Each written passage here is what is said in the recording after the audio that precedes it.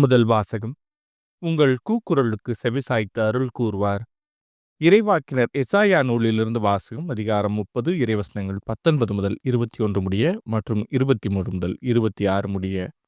இஸ்ரேலின் தூயவராம் ஆண்டவராகிய இறைவன் கூறுவது: சீயோன் வாழ் மக்களே, எருசலேமில் குடியிருப்போரே, நீங்கள் இனி ஒருபோதும் அழமாட்டீர்கள்.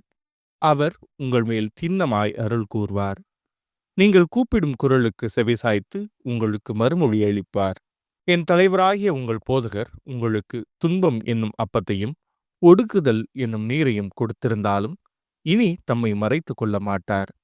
உங்கள் போதகரை நீங்கள் கண்ணால் காண்பீர்கள். நீங்கள் வலப்புறமோ இடப்புறமோ எப்பக்கம் சென்றாலும் இதுதான் வழி, இதில் நடந்து செல்லுங்கள் என்னும் வார்த்தை பின்னிலிருந்து உங்கள் செவிகளில் ஒலிக்கும். நீங்கள் நிலத்தில் விதைத்துள்ள விதை மீது ஆண்டவர் மழை பொழிவார். நிலத்தின் விளைவாக உணவு செழுமையாகவும் மிகுதியாகவும் இருக்கும். அந்நாளில் உன் மந்தை பரந்த மேய்ச்சல் வெளியில் மேயும். முரத்தாலும் சுளகாலும் தூற்றப்பட்டு சுவையூட்டப்பட்ட தீனியை நிலத்தை உழும் காளைகளும் கழுதைகளும் தின்னும். கோட்டைகள் இடிந்து விழுகின்ற மிக பெரும் அழிவு நாளில் வானளாவிய மழைகள் அனைத்தின் மேலும் உயர்ந்த குன்றுகள் அனைத்தின் மேலும் கால்வாய்களும் நீரோடைகளும் தோன்றும். ஆண்டவர் தம் மக்களின் முறிவுகளை கட்டி தாம் அடித்து ஏற்படுத்திய காயங்களை குணமாக்கும் நாளில் நிலவின் ஒளி கதிரவன் ஒளி போலாகும்.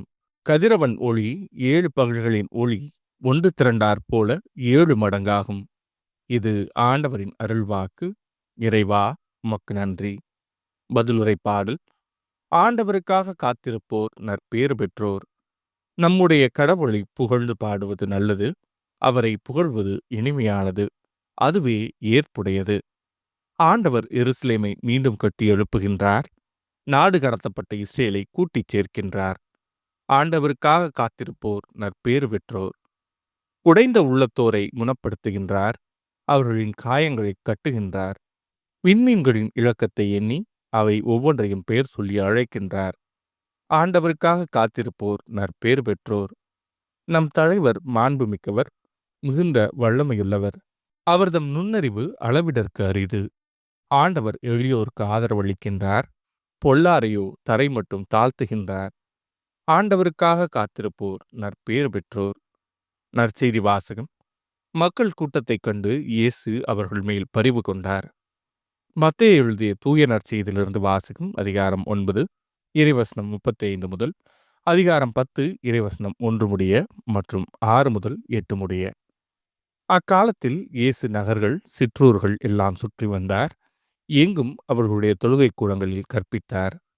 விண்ணரசை பற்றிய நற்செய்தியை பறைசாற்றினார். நோய் நொடிகள் அனைத்தையும் குணமாக்கினார். திரண்டிருந்த மக்களை அவர் கண்டபோது அவர்கள் மேல் பரிவு கொண்டார். அவர்கள் ஆயரில்லாத ஆடுகளைப் போல அழைக்கழிக்கப்பட்டு சோர்ந்து காணப்பட்டார்கள். அப்பொழுது அவர் தம் சீடரை நோக்கி, அறுவடை மிகுதி, வேலையாள்களோ குறைவு. ஆகையால் தேவையான வேலையாள்களை தமது அறுவடைக்கு அனுப்பும்படி அறுவடையின் உரிமையாளரிடம் மன்றாடுங்கள் என்றார். இயேசு தம் சீடர் 12 தம்மிடம் வரவழைத்தார். தீய ஆவிகளை ஓட்டவும் நோய் நொடிகளை குணமாக்கவும் அவர்களுக்கு அதிகாரம் அளித்தார்.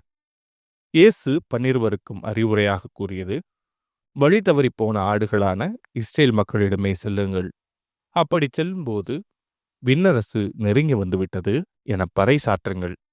நலம் குன்றியவர்களை குணமாக்குங்கள். இறந்தோரை உயிர் பெற்றெழச் செய்யுங்கள். தொழுநோயாளரை நலமாக்குங்கள். பேய்களை ஓட்டுங்கள். கொடையாக பெற்றீர்கள், கொடையாகவே வழங்குங்கள். இது ஆண்டவரின் அருள்வாக்கு. கிறிஸ்துவே, உமக்கு புகழ்.